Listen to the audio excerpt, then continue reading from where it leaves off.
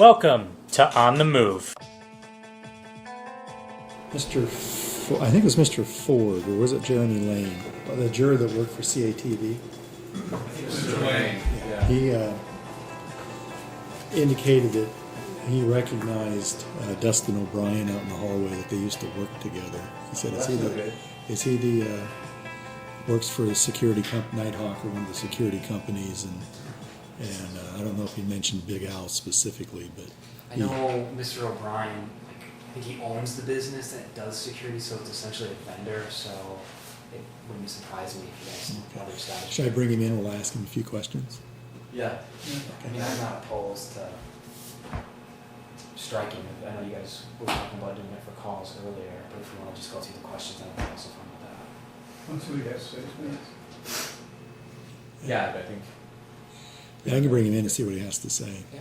So you want just Mr. Just him. Just explain to me what just happened. Wall circle. Oh, thank you. Please be seated. Mr. Lane, you can be seated. Yeah, it's my understanding that you may recognize one of the witnesses. Yeah, that was sitting out there with him. I know who that is. I don't know what role. What do you know? What do you know?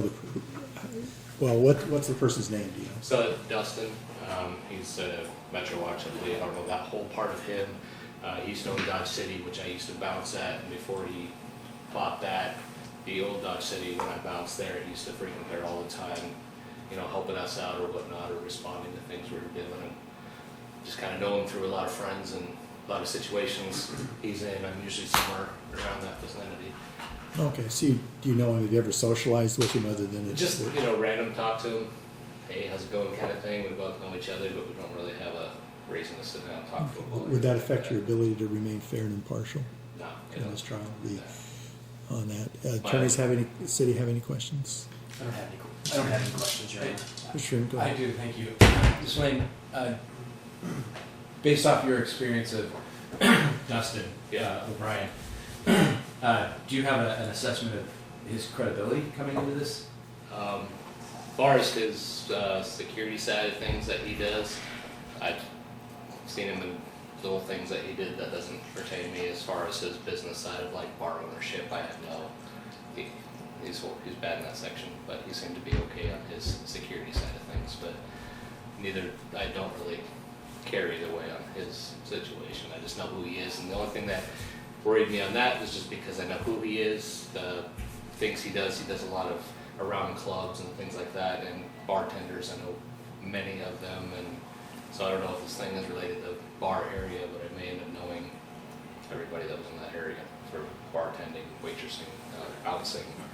So that just kind of sparked something like that.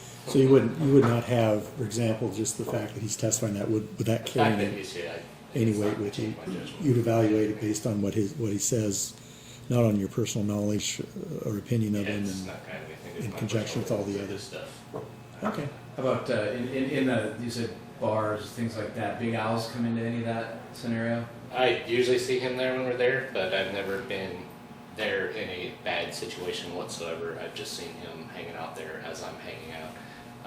Usually it would be like downtown Vancouver where I would see him the most and maybe say hi or something like that. But Okay. Big Al's, no, I don't go there that often. So Okay. we're clear. Okay. We'll have you return to the jury room. Okay.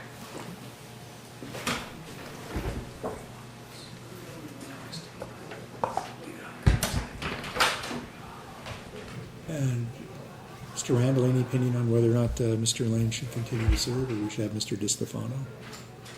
No opinion, Your Honor. I would just defer to the court. Mr. Freeman?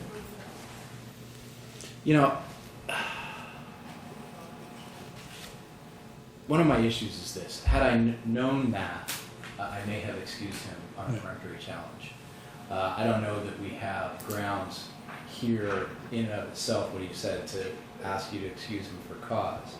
But I may have approached my situation, the peremptories differently.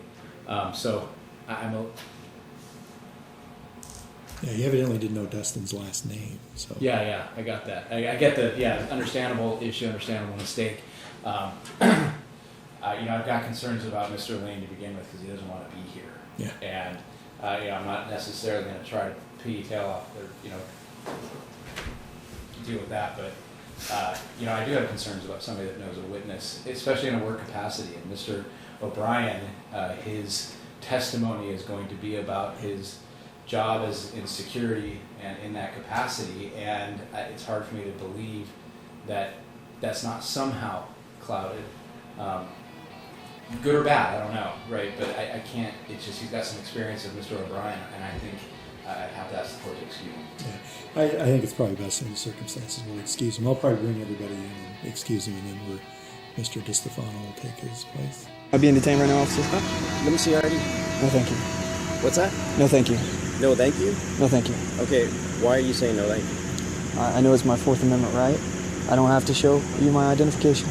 And one of these books that I want to discuss is this book right here. It's called Founding Brothers. It's written by Joseph J. Ellis, and I really found this book to be really informative. It helped me out a great deal in understanding the founding of this. Really comfortable too. That's one thing I really like about this bag, is the comfort level of it. But anyway, so let me move on here and we'll start showing the back here, show the features.